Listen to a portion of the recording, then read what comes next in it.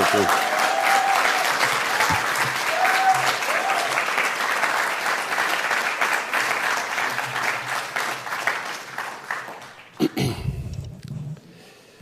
Thank you very much. I don't know what, Tom, you were saying, but I could see that there was a lot of applause. Couldn't be saying anything derogatory, so I assume that. By the way, I'll treat this as net practice for tomorrow. I have never, in my 22 years of politics, 23 years of politics, I have never seen anticipation for anything like my speech tomorrow in the United Nations General Assembly. The closest feeling I can tell you for tomorrow, the closest feeling I've had in the past was before the World Cup cricket final I played a long time ago. So I'll treat today as net practice. Okay, now let me just, I won't speak for very long, I'll just speak for about 10 minutes. But I want to hear your questions, and it's much easier for me to interact with you. I came here 11 years ago, and I remember I had a very good interaction here at the Asia Society. My vision for Pakistan. My vision for Pakistan is what was the vision of the founding fathers of Pakistan. And that vision was the first Muslim state set up by our Holy Prophet, peace be upon him, the state of Medina. Not many Muslims also understand that the state of Medina was a modern state. It was the state it laid the foundation of the Muslim civilization. And the qualities in that state, the characteristics, sadly, hardly anyone of our politicians, hardly any one of them understand. So this is when I started politics 23 years ago. This was my vision. Now I'll explain to you what were the characteristics. Number one, a welfare state. A state it was a humane state. The Prophet set up the first welfare state in the history of mankind. It was the first state where there was progressive taxation.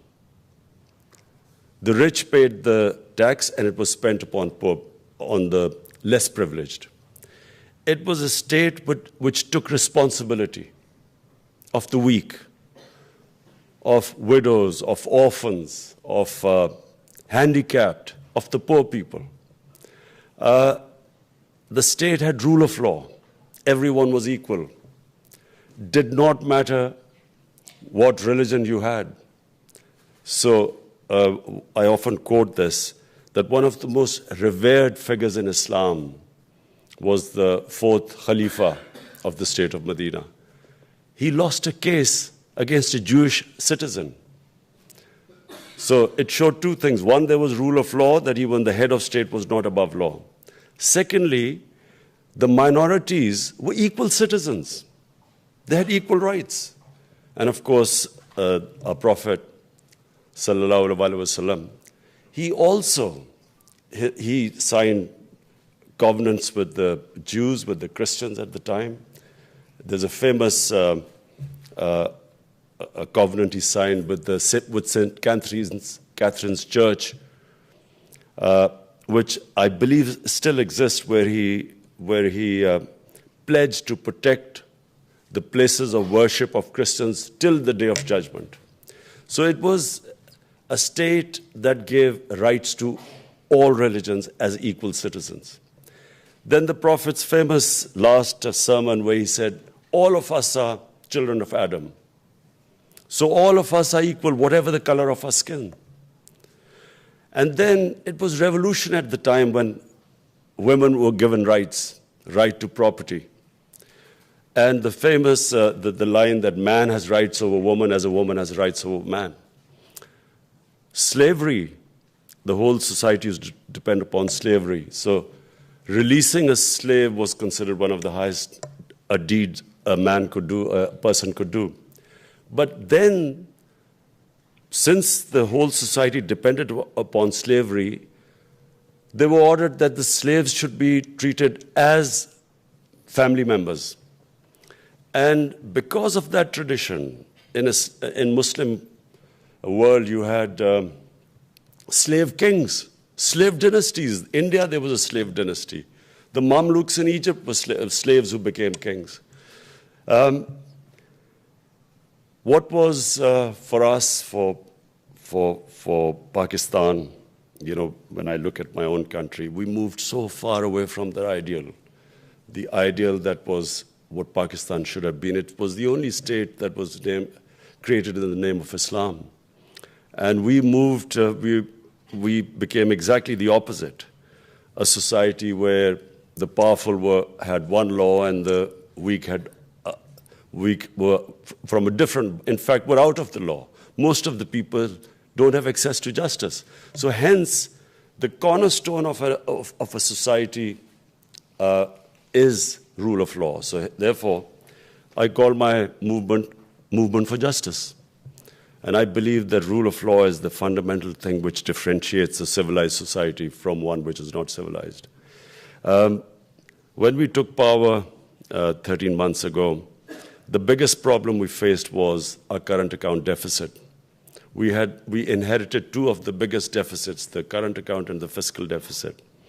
And in order to fix that, we had to make reforms. The reason why you have a deficit is because your system is not functional.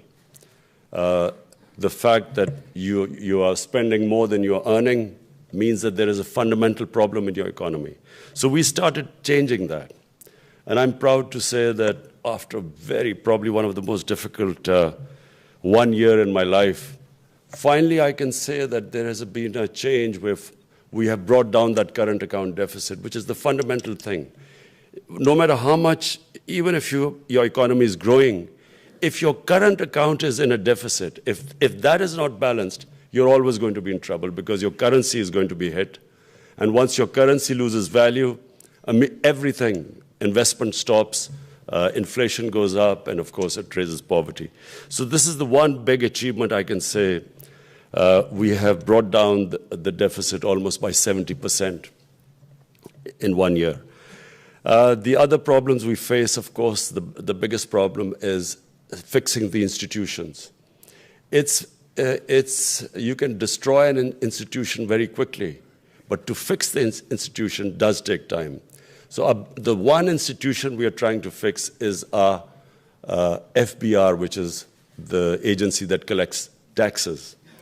Problem Pakistan has a very low tax GDP ratio. So fixing that, the tax system has been the biggest challenge.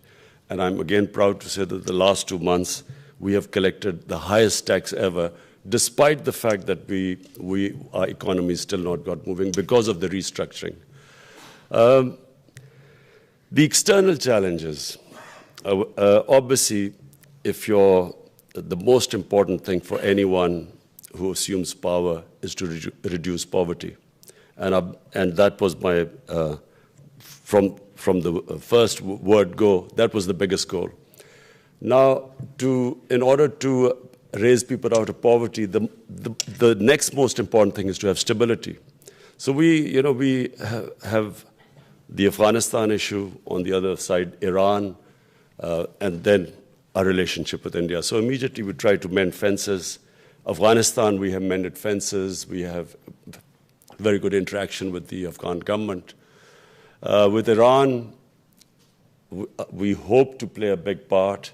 I have, met the Iranian president. Of course, President Trump also asked me if we can play a part.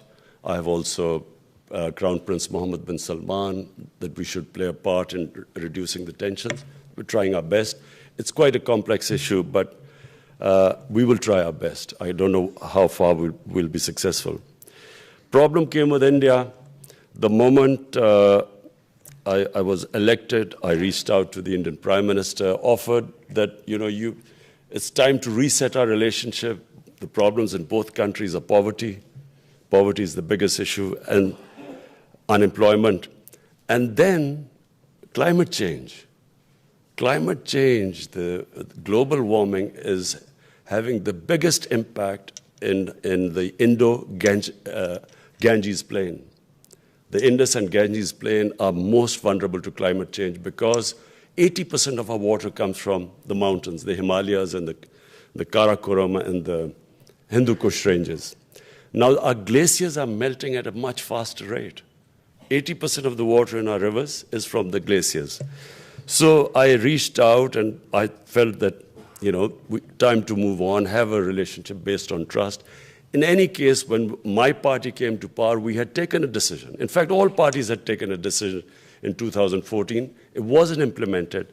That the legacy of the 80s, where we had militant groups which stayed, which after the end of the Afghan Jihad, the groups that still existed, we had decided that the state will no longer allow any armed militia in Pakistan. So we already had taken steps, and we've almost disarmed all the groups, and we invited observers also if they wanted to see. So the idea was that the state will not allow any, because Pakistan had suffered because of the militias. Karachi had suffered. I told the Indian Prime Minister that, look, we've taken the steps. Let's have a relationship based on trust. We didn't get it very far. And then we assumed that it's because of the Indian elections and it's the BJP posture of being a nationalist, ultra-nationalist party. Maybe that's why. So we waited.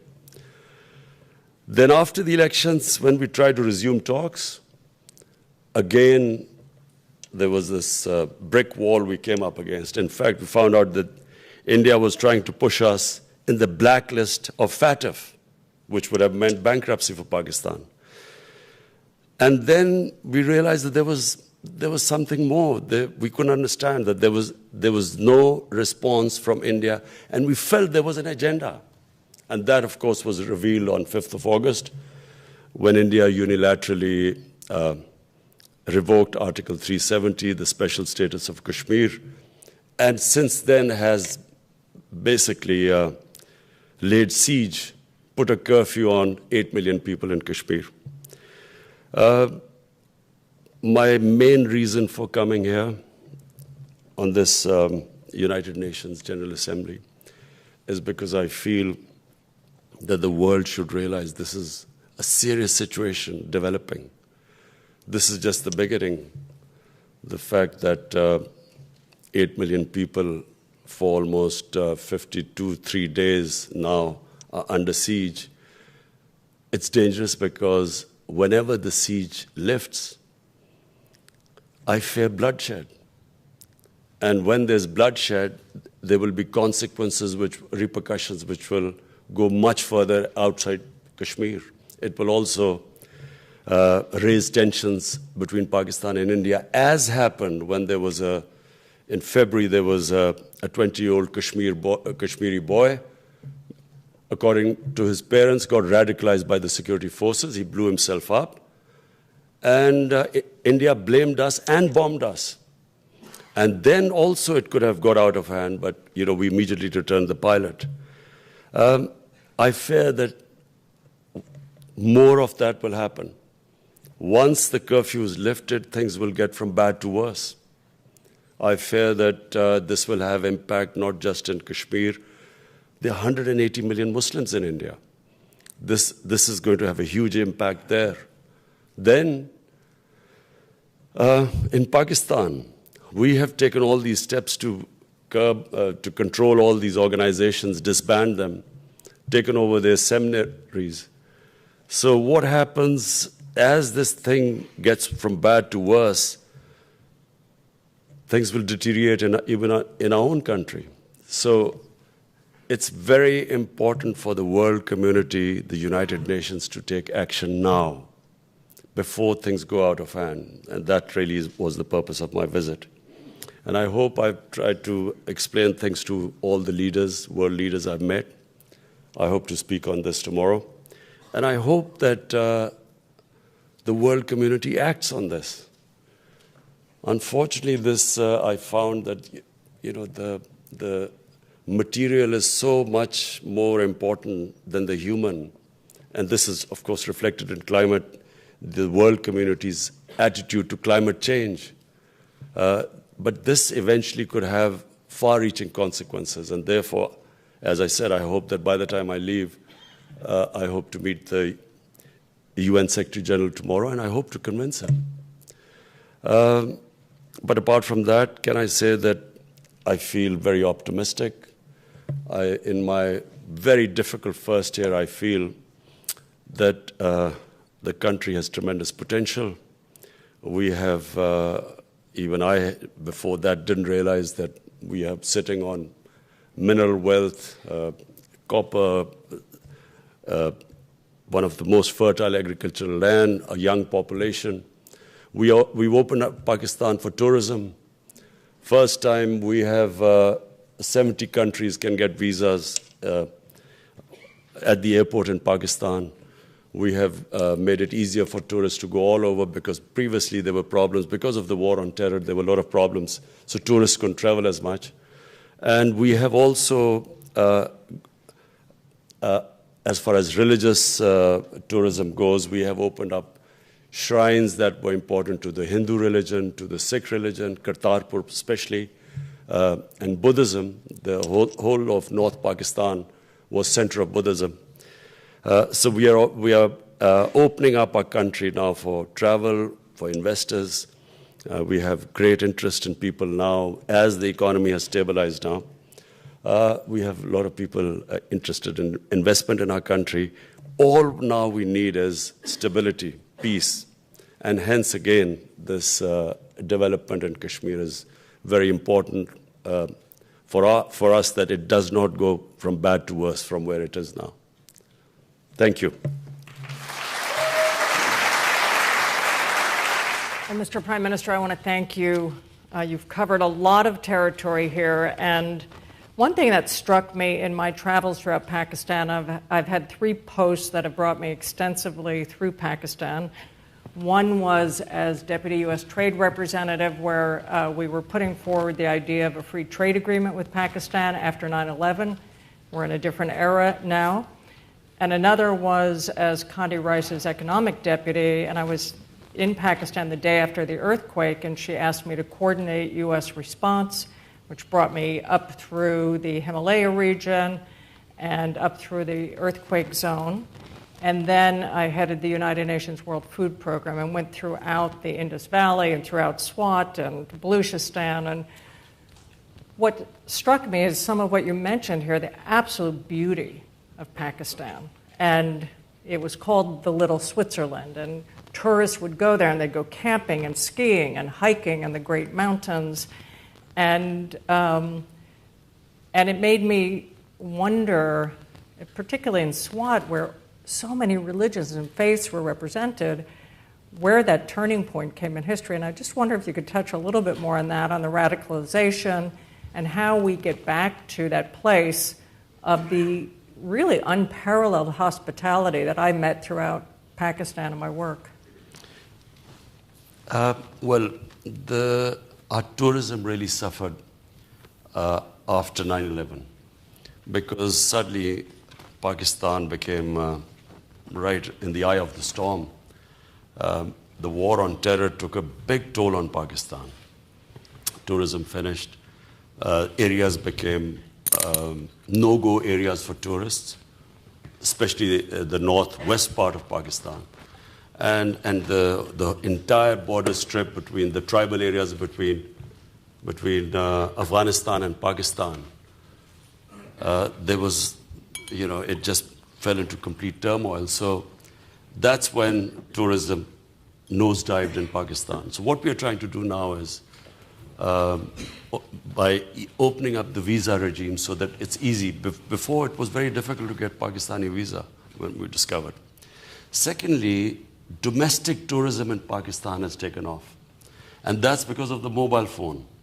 People go somewhere, they take a picture, put it on their Facebook, and then everyone arrives there.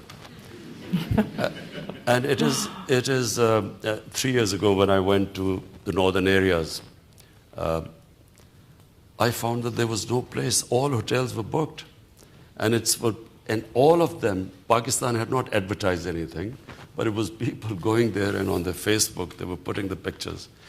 I went to this, and then I started looking for, because I've been in all the northern areas and all the mountain areas ever since we were in school, because our school used to, we had a very adventurous teacher who would take us to the treks up in the mountains. And so I was trying to discover, because the existing holiday resorts or tourist resorts became completely inundated. People were sleeping in cars because there were no hotel rooms. So I tried to find other tourist spots in the mountains. And, you know, our northern areas is twice the size of Switzerland. So I found this area. This was a valley far away in the mountain, 6 hours drive from Dir. And so someone took pictures of that. It put it on our party's website. And in the next 1 month, 100,000 people ended up going there. So it's completely, tourism has changed. So we are now developing this sector properly. We've got investment coming in, opening up more and more areas. We're going to get to the big issues, but I'm a bit obsessed with the fact that the world, I don't think, ever sees this aspirational Pakistan. And I went and met with master's students at the university in Karachi, and they want to be part of the world, and they want to do business across the borders. And I think you have a generation that's very impatient with the politics of the time, that want to see and be part of the tech business and you know, be able to trade. And it strikes me that the SAARC region used to be the biggest trading zone in the world, and now it's virtually blocked. Do you think in your term or your lifetime, and putting aside what the big issue you're working on this week just for a moment, that we can see a time in which the region again will be functioning for the benefit of a new generation that has huge aspirations and expectations? Well, we have suffered for two reasons. One, of course, the war. Afghanistan, you know, actually really the last 40 years, there's been turmoil in Afghanistan, which is why peace is very important. You know, why, which is so sad that this peace deal, which was about to be signed, certainly from a tweet we discovered that it had been cancelled. The other is social Iran. media seems to be running the world here. Facebook, Twitter. So, and then, you know, Iran, because of this, what's going on right now. But Afghanistan specifically, because that opens up all the way from Pakistan to Central Asia, and that has tremendous potential. We already have this CPAC, which is this route joining Pakistan, you know, the Pakistan-China corridor. Problem, of course, is India, and I hope, well, I'm hoping, you always hope that this is resolved. And once that is, then Pakistan is probably one of the most strategically well-placed country with one big market, the biggest market, China, and then the other second biggest, India, and then, of course, all the energy countries with excess energy on the other side.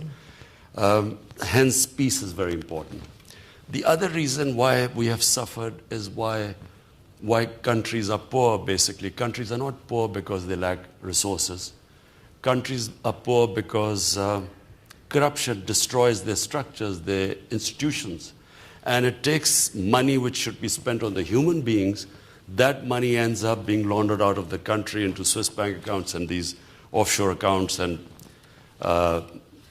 in the name of companies, big flats in New York and in London. And this is the problem with the entire developing world. I have also spoken on this issue too, that if the rich countries really want to help the poor countries, they don't have to give aid to them, because aid doesn't do anything. It is minuscule compared to the money that leaves the poor countries into rich countries every year. It's over $1 trillion, it's estimated, which leaves the poor countries into rich countries. And the poor countries are devastated by corruption. And the reason why they are poor is they do not have strong enough institutions to stop the ruling elite plundering the countries. In fact, the ruling elite does not allow institutions to develop, otherwise they would be caught. So, number one, that money that should be spent to give jobs to people, should be spent on human development, is taken out. Number two, when the money is taken out, it has to be taken out in dollars. So when they buy dollars to take it out, it affects the currency. That devalues. When that devalues, it adds again to corruption. So the richer countries are not motivated at all. There's no political will to stop this. Like, for instance, on drugs money, there are very strong regulations. Even on terror financing, they've really tightened the regulations. But the money which is plundered from the third world, ending up in rich countries, I'm afraid we have been trying now for almost 10 months to try and get the money out. When we've even located the properties, bought from stolen money from our country, but we are just stuck. I mean, it's very difficult to retrieve that money. And if the world makes it easier, and I'm saying, it will help the big difference between rich and poor countries is growing all the time. And if this keeps going on like that, you will have to build walls and to keep people out from the rich countries. You will have refugees. Already you have economic migrants. You're going to have climate migrants in the future as well. But this is the worst thing what is happening. The poor countries are getting poorer. This money laundering kills far, far, far more people than anything else in this world, than drug money, drugs, or anything else. We're going to also get back to this and turn to the audience. We only have about 20 minutes, but I will take, I think you're passing up questions, so please be sure to do that. So this week, you'll make your biggest pitch yet to the international community on Kashmir. And as you said, the expectations are very high that you're going to be able to move the dial, and you've been doing quiet diplomacy on this, and diplomacy that's made quite a bit of news this week on this. Do you feel you're getting a reception on your perspective on this, and is the dial moving? Look, I believe that we could only try our best. The rest, you leave it to the Almighty. Now, I have tried my best. In the media, I've tried to make people understand. I've spoken to leaders, almost all the leaders I've spoken to. I think I have made them understand. They might not be moving right now, but I feel that what the Modi government has done, it's boxed itself in by taking this step. I don't think they have really thought through what they have done, because I don't know what is the thinking, that what happens. Have they thought through that when they lift the curfew, what will happen? Do they think that the people of Kashmir will now, after almost 100,000 Kashmiris have died in the last 30 years? Do they think that they will now accept the status quo just because some parliament has passed a resolution illegally taking away their right, which was given to them by the United Nations of self-determination? So what do I think? I think that unless the world community, first of all, it should be aware of what's happening, and I think it is. Secondly, if things begin to deteriorate, they should be able to move. The UN has to move, or the world community. Because you cannot let it go beyond a certain point, because it will eventually pit two nuclear-armed countries facing each other. And that has to be prevented at every stage. It must be, action must be taken now. And just to clarify on this point, because there's been some media saying that you are issuing a threat of a possible war. Issuing a threat? Is it issuing a threat or telling the world that be careful before it is too late? Warning the world that this is, it's common sense. I still, as children, we still remember this Cuban crisis when it took place. For years, the world talked about it. Why was there a Cold War? Because the world was petrified of the idea of the other war, because there were two nuclear-armed states. So, I mean, it is common sense that you should be careful. Look, let me, when you say a threat, February 3:30 a.m. in the morning, my army chief and air chief called me up and said, Indian jets have bombed Pakistan. What do we do? We had already decided that because we could see they were getting ready to bomb us through the radar. So we had, our Air Force had locked up some targets in India. Now question, it was 3:30 a.m. Was there any loss of life? I asked. Had there been loss of life, then they would have immediately retaliated. Because it was dark, we didn't know. So we waited and next day found out there wasn't loss of life. If there was loss of life and then we had gone and bombed them, they would have bombed us, we would have bombed them, and then what? So I mean, as someone who was in that situation where you take a decision, no one should be thinking on those lines when you have the sort of weapons the two countries have. It should never get to that stage. That is the whole point. The whole point is not a threat. It's just telling the world that you should never get into that position. So we have had President Trump's special envoy on Iran here this week, Brian Hook. We've been at sessions with President Rouhani. You mentioned the dangers of miscalculation in your own area. That's another area where the dangers of miscalculation are very high, and there's a stalemate. All the questions from the audience are on the issue of Kashmir, with one saying, isn't it obvious the world has chosen to stand by India, not Pakistan? Could you talk a little bit more broadly in the region on this danger of miscalculation? And you mentioned the Crown Prince of Saudi Arabia, who seems central to this. How are we going to unknot what is now growing tensions that have really seem to have hair trigger potential? If you look at history, all wars are miscalculations. Every war, you look at it. I mean, when Pakistan, when the U.S. decided to invade Afghanistan, and all the political party heads were called over by General Musharraf, and he was saying that, look, we should join the American war on terror, and we should help them. So we asked him that, how long is this going to be? He said it'll only be a few weeks. And so he said the Americans are saying it'll only be a few weeks in Afghanistan. You don't know the weapons they've got. Thank you. So 70,000 Pakistanis dead 12 years later, we had lost $150 billion plus to the economy. And the Americans are still in Afghanistan, and the war still hasn't ended. Every war, in my opinion, is miscalculated. Miscalculated in a way that you go after one issue to resolve it, it gives birth to other issues. The whole war was supposed to go after Al-Qaeda. ISIS came into being. I really believe that anyone who thinks to settle issues through war, they need to have their head examined.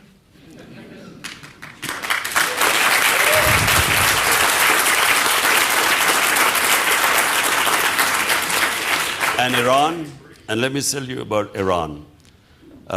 Iran, if this thing starts, first of all, for developing world, here's some, for the most difficult 1 year has been to try and get our budget to balance our economy, to sort of get some semblance of sanity in it. If this war starts in the Gulf, just the oil prices are going to cause more poverty in the world than anything else. So therefore, everything we should do to avoid this conflict. Everything. So the audience is asking continuing tough questions on this front, including something that I'll preface with a quote by a Sufi poet. So Rumi, I know you appreciate Sufi poetry, who said 800 years ago, beyond rightness and beyond wrongness, there is a field. I'll meet you there.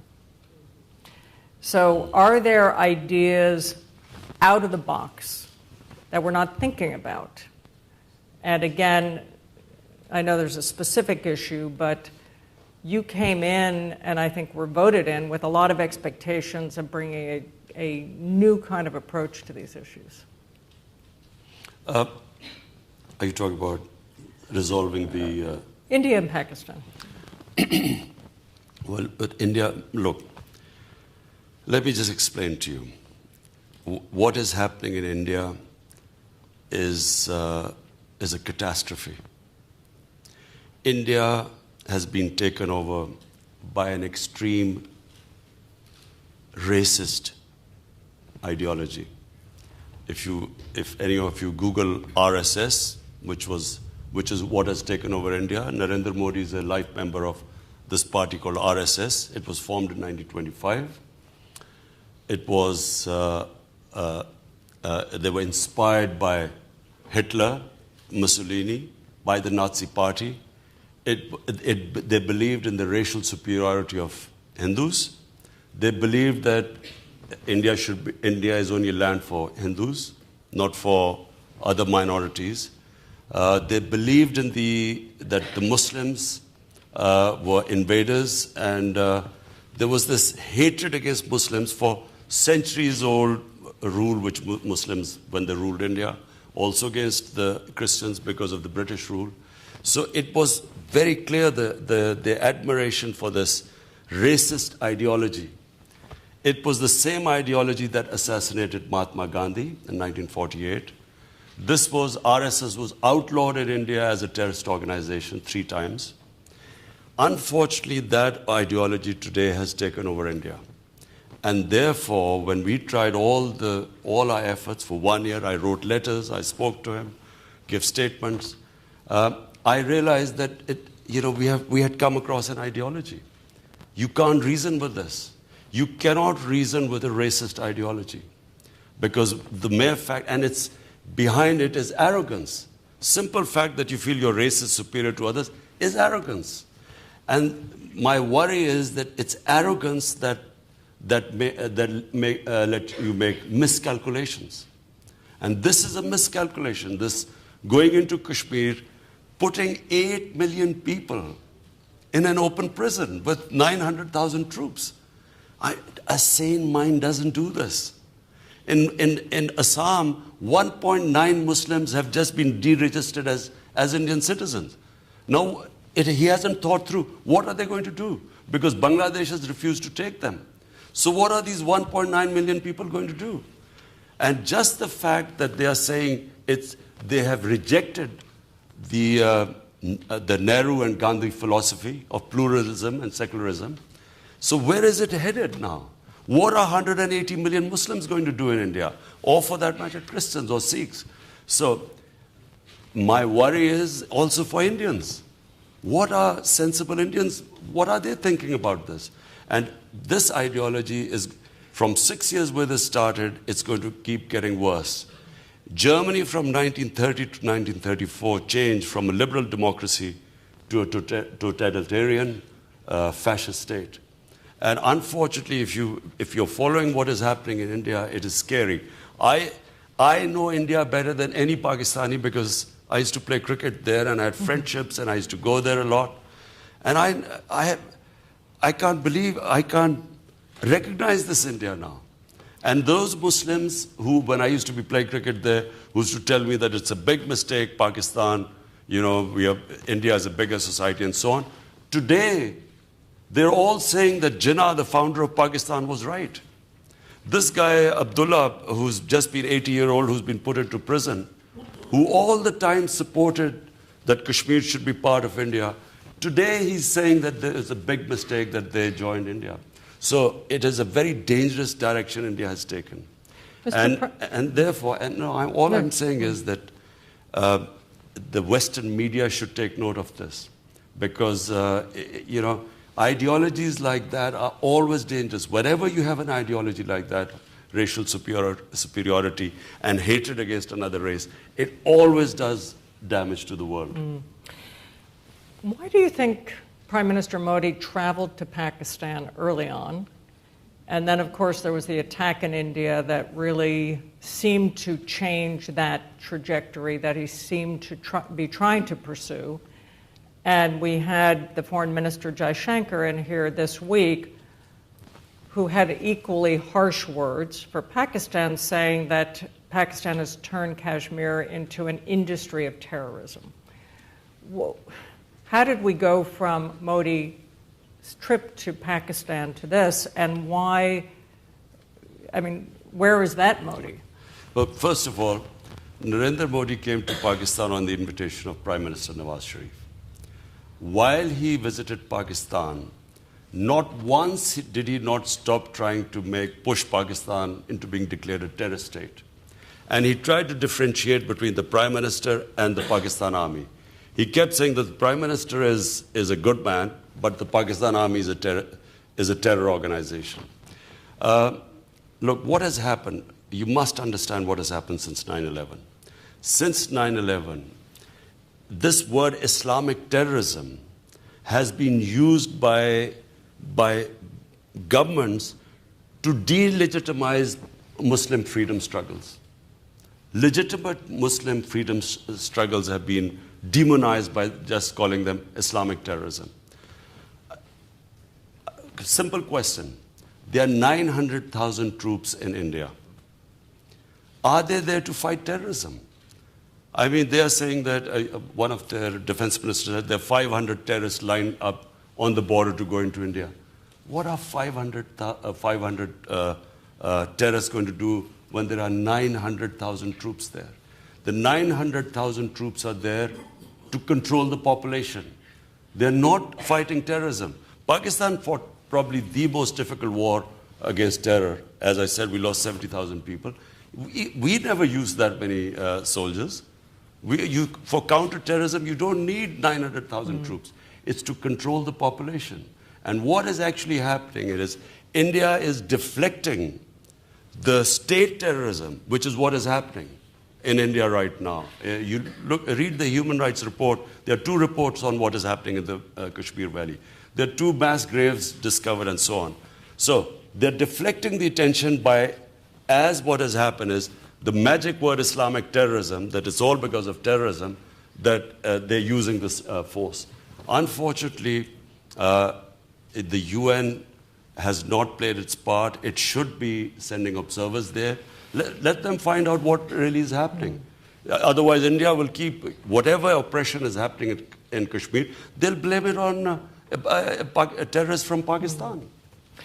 2 out-of-the-box ideas from the audience. 1, why not grant Pakistan-administered Kashmir freedom and force India to change its approach?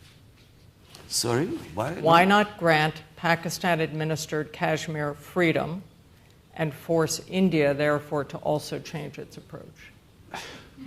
India has already said that the target is Pakistan side of Kashmir now that they've annexed Kashmir. I believe that what is the future for Kashmir should be decided by people of Kashmir. Whatever the people of Kashmir want.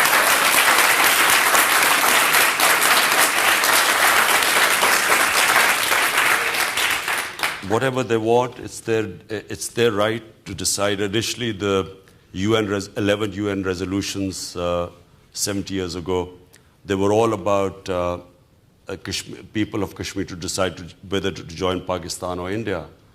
I would add that they should be allowed to decide whatever they want. So this is an open offer. Why doesn't India and Pakistan both allow them, Kashmiris, to decide?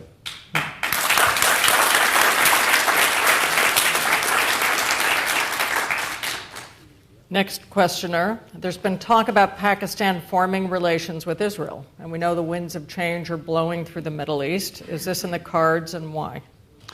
I'm afraid I don't know where this has come from. It's not. Pakistan has a very straightforward position, and it was a founder of Pakistan, Quaid, Muhammad Ali Jinnah, who was very clear that, there has to be a just settlement, a homeland for Palestinians before Pakistan can recognize Israel.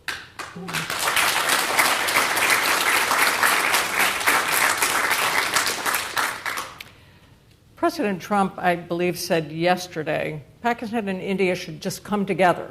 It sounded like the Nike ad, just do it.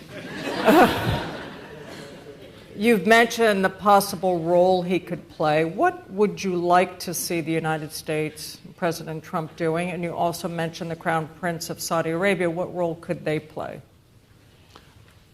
Not the Crown Prince of Saudi Arabia. That was just between Iran and to ease the tensions with Iran. Well, first of all, I had to explain to President Trump the Kashmir issue, and I think the second time when I had a long chat with him, I managed to explain it to him, and that's why he says that it's a complicated issue. But what U.S. can do is just put its weight behind the United Nations Security Council. And I keep repeating, UN has given their resolutions that it's a disputed territory and had given Kashmiris their right. That right was not given. They are now suffering right now. UN has to take, UN came into being precisely for this dispute like Kashmir, which has a chance of a much bigger strife in the future if this is not addressed. So UN must act now. And if this gets worse, it'd be a total failure of UN. You said this week the world counts on the U.S. to put out the flames, but you also said after 9/11 it was a huge mistake for Pakistan to do a 180-degree turn toward the U.S. It's a little hard to reconcile these two. Explain. Actually, it was very straightforward. In 1980s, we trained the Mujahideen, the US came in, the United States backed Pakistan, in fact, all the Western countries. And we trained the Mujahideen. In fact, I remember in London, there was a big dinner by an aristocrat raising money for the Mujahideen, and the Mujahideen then were celebrated as heroes. In fact, Ronald Reagan, when he invited the 5 Mujahideen leaders to Washington, I quote him, he said they reminded him of the moral equivalents of the founding fathers of US. So, they were heroes. Now, come 1989, Soviets retreat, leave Afghanistan, the Americans pack up and leave, and Pakistan is left with a lot of those who would have reminded Reagan of them. And in the end, we were slapped with sanctions, pressless sanctions, in 91. Pakistan had 4 million refugees by then. We had these militant groups, all trained and dressed up and nowhere to go. And we had sectarian groups in Pakistan who started fighting each other. So Pakistan became a dangerous place because of this, because of the 80s of participating in the Afghan Jihad. And then, of course, Pakistan got aid, and Pakistan, and also money to train these groups. Now, come 9/11, again the U.S. turns up wants Pakistan's help. They occupy Afghanistan. And I never forget when we were discussing with, there was a lot of debate going on, should we become part of this or not?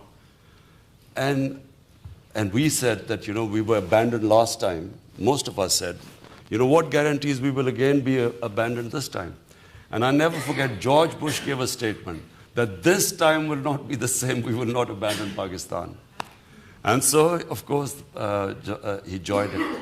Why did I not want him to join? Because now we had trained these groups. They were trained, they were indoctrinated in jihad. So, foreign occupation in Afghanistan was jihad against the Soviets. Now, when the Americans landed up there, How were you going to tell them that now it's terrorism, then it was jihad, freedom fighting? So because of that, I felt we would have had much more leverage on these groups if we had stayed neutral. The moment we joined the American side, they turned against Pakistan. And that's why we lost 70,000 people. We're getting the red flags. Just one point. Is China the strongest ally of Pakistan at this point? Well, when we assumed power, I think never had Pakistan's economy been as bad. So I have to say that China came to support us when we had hit the rock bottom. And they have really helped us in every way. Not only did they provide us help with our foreign exchange reserves because we were about to default, but also the Belt and Road Initiative has sort of evolved where they are helping us in agriculture with our productivity. Are you worried about sovereignty issues? Are you ownership? Not at all. Absolutely not, because nowhere have been helped on some condition that you have to do this because we help. Nowhere. And if anything, they have gone out of their way to help us in technology transfer. They're helping us, as I said, in agriculture. They helped us in financing certain projects. So, and the debt part, by the way, is quite low. Everyone kept saying that, we are so in debt to China, but that's not the case. So we started with a Sufi poet quote. I'm going to end with one. Muhammad Iqbal, the spiritual father of Pakistan, as some call him. He said, "Nations are born in the hearts of poets. They prosper and die in the hands of politicians." You're ending your first year. You have 4 more to go. Are you hopeful that the politicians' power is as great as maybe you hoped coming into office? I completely agree with that. I always think, what sort of person goes around asking for votes? I think you've had to do that. I'm serious. Yes. No, there's a difference. There's a difference. There are 2 types of politicians. One is the career politician. Career politician is disliked everywhere. Why? Because he compromises all the time. Because to stay in power, he has to ask votes, he has to lie to people, he has to do a lot of times unethical stuff to get votes. He has to bribe people, and all these sort of worst sort of things happen. And so that is the ugly side of politics, and therefore they compromise. The whole thing about what Iqbal says is, why do dreams die with politicians? Because they come up, they sell a dream, but then they keep compromising and making such compromises that the dream disappears. Whereas who I respect and who I admire in my life are, for instance, Gandhi, Jinnah, Quaid-e-Azam. For me, he will always be a role model because he didn't need politics. He came in for a mission. He was in the end dying of cancer, and yet he didn't let anyone know because of the dream of Pakistan. Similarly, Nelson Mandela. Because Jinnah wasn't doing it for power. He was doing it to achieve a goal. And similarly, if you read about Nelson Mandela, I mean, he could have compromised so many times on the way. But the dream of one man, one vote was never compromised. He never compromised on that. So you have to differentiate between the two. The unethical politician, who lies to get into power and, begs for votes and promises everything. And then the whole purpose is power. And then these idealists, throughout history, people have come who have come up with a certain dream, and then they never compromise on the dream. And they are the ones who Iqbal, the wrong ones he's talking about, but they are the dreamers. And always and always and always, It's the dreamers who change the world. It's never the sort of career politicians.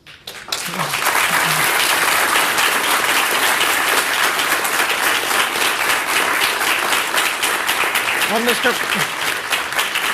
Mr. Prime Minister, you've been most generous with your time. We got through a tenth of our questions, so we welcome you back so we can go through the others at some point in the future. Thank you. Thank you.